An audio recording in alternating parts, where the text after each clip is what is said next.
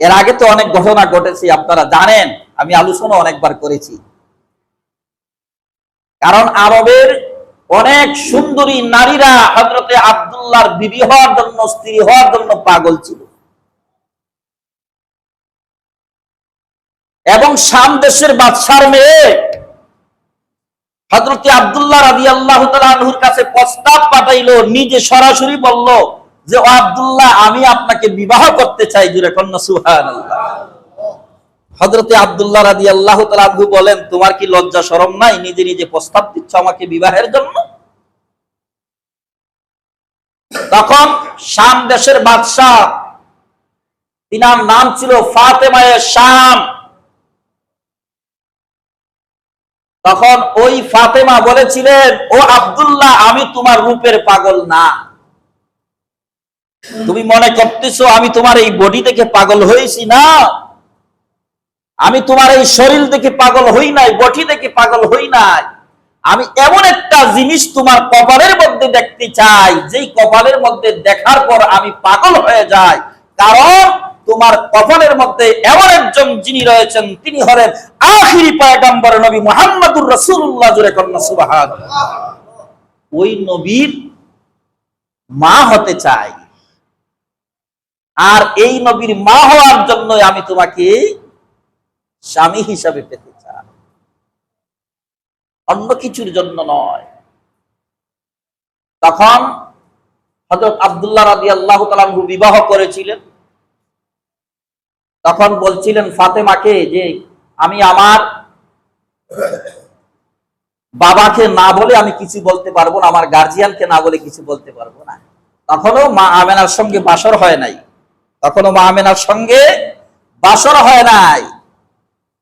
যেই রাত্রে বাসর হলো, হযরতে আমেনা রাদিয়াল্লাহু তাআলা আনহু আমার নবী রাহমাতাল লিল আলামিনের কপাল মুবারকের মধ্যে চুমু দিলেন। চুমু দেওয়ার সাথে সাথে ওই নূরটা ট্রান্সফার হয়ে গেল মা আমেনার শেকেমে। জোরে কন্না সুবহানাল্লাহ। ট্রান্সফার হয়ে যাওয়ার পরে আর সেই আব্দুল্লাহর পেশারিতে আর সেই নূর নাই, সেই নূর ট্রান্সফার হয়ে গেল। তখন পরের দিন আব্দুল মুতালিব রাদিয়াল্লাহু তাআলা আনহু বললেন, আমি তোমাকে ইজাজত দিলাম, শাম দেশের বাদশার মেয়ে ফাতেমা তোমাকে বিবাহ করবে, এতে আমার কোনো আপত্তি নাই, কোনো অসুবিধা নাই, যাও তুমি যা বিবাহ করে নিয়ে আসো। তখন গেলেন ওই ফাতেমাকে বিবাহের জন্য শাম দেশের বাদশার মেয়েকে। যাওয়ার পরে শাম দেশের বাদশার মেয়ে অপেক্ষায় আছে আব্দুল্লাহর জন্য। যখন আব্দুল্লাহ রাদিয়াল্লাহু তাআলা আনহু গেলেন, যাওয়ার পরে তিনার চেহারার দিকে যখন শাম দেশের বাদশার মেয়ে ফাতেমা তাকাইলেন, তাকায়া দেখতেছেন ওই নূর আর নাই, এইটা কোথায় চলে গেছে। এবার শাম দেশের বাদশার মেয়ে ফাতেমা বলেন, আমিও চলে যাই, তুমি আব্দুল্লাহকে আমি আর বিবাহ করব না। জোরে কন্না সুবহানাল্লাহ। এবার আব্দুল্লাহ বলেন, ও ফাতেমা, তুমি এতদিন আমার জন্য পাগল ছিলে, নিজে আমাকে প্রস্তাব দিয়েছিলে বিবাহের জন্য, আজকে সুখবরটা নিয়ে আসলাম, আমি তোমাকে বিবাহ করব, কিন্তু তুমি দৌড়াচ্ছ, আমার সাথে কোনো কথা বলছো না, কারণটা কি? শাম দেশের বাদশার মেয়ে ফাতেমা বলেন, আব্দুল্লাহ, আমি এই জন্য পাগল ছিলাম, যেই জিনিসটা কাছে আগে ছিল, আজকে সেই জিনিসটা তোমার কাছে নাই, আমি তোমাকে স্বামী হিসাবে পেতে চাই না। কারণ যেই জিনিস তোমার কাছে ছিল, এই জিনিস আর তোমার কাছে নাই, এই জন্য আমি আর তোমাকে আজকে বিবাহ করব না। তাহলে সামান সৃষ্টি জগৎ যার জন্য পাগল, তিনি হলেন নবী মুহাম্মাদুর রাসূলুল্লাহ সাল্লাল্লাহু তাআলা আলাইহি ওয়া আলিহি ওয়াসাল্লাম। একমাত্র আপনার আমার প্রিয় নবী হুজুরে আকরাম সাল্লাল্লাহু আলাইহি ওয়াসাল্লাম, তিনাকে সম্মানিত করছেন কে? একটু জোরে বলি, তিনাকে সম্মানিত করছেন কে? আল্লাহ যাকে সম্মানিত করেন, আমরা কি কেউ অসম্মানিত করতে পারবো? কারণ সব কিছুর মালিক হচ্ছে আল্লাহ, সেই মহান রব্বুল আলামিন তিনার হাবিব নবী মুহাম্মদুর রাসূলুল্লাহকে সম্মান দিয়েছেন, সম্মানিত করেছেন। আমরাও তিনাকে সম্মান দেই, আমরাও তিনাকে ইজ্জত দেই। কারণ আমরা একমাত্র প্রিয় নবী হুজুর আকরাম সাল্লাল্লাহু আলাইহি ওয়াসাল্লামকে ভালোবাসার কারণ হলো, সম্মান দেওয়ার কারণ হলো, ইজ্জত দেওয়ার কারণ হলো একমাত্র আল্লাহকে সম্মান দেওয়া। ঠিক কিনা বলেন? আমরা আমাদের মাকসুদ হলো আল্লাহকে খুশি করা, আমাদের মাকসুদ হচ্ছে আল্লাহকে ভালোবাসা, আমাদের মাকসুদ হচ্ছে আল্লাহকে রাজি করা। এই জন্য আল্লাহ বলেন, কুল ইন কুনতুম তুহিব্বুনাল্লাহ ফাত্তাবিউনি ইউহিব্বুকুমুল্লাহ।